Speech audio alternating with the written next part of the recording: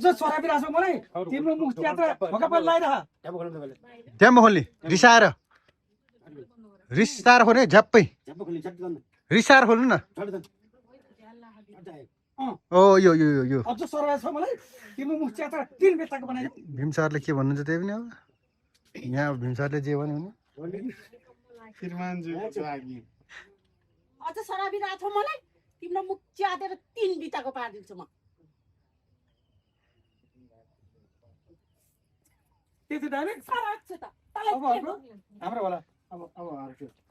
मेरो मुख रबरको थैलो हो र तैँले च्यातेर 3 बिताको बनाउनलाई पापिनी बुहारीले फालिदिनु पर्यो एकचोटि बुढाले तल त्यति मात्रै हो मेरो मुख रबर एउटाले उता बारीमा एउटाले तल कालमा तल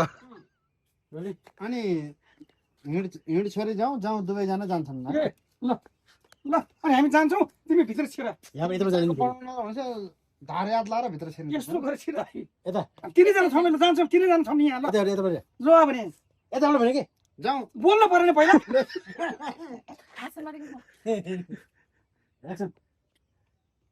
तैँले मेरो मुख च्यातेर 3 बित्ताको बनाउन के मेरो मुख रबरको थैलो हो र कि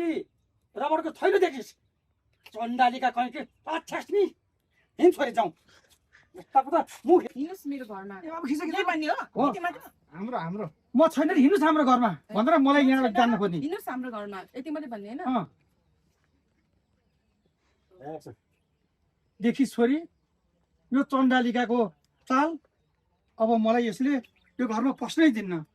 ढोका थुनेर भित्र पस्छ कि अब म कहाँ जाउँ छोरी म कहाँ जाउँ म छैन र हिँड्नुस् मेरो घरमा आऊ पख पख पख डाइलग अरू नै बाँकी छ पक्ने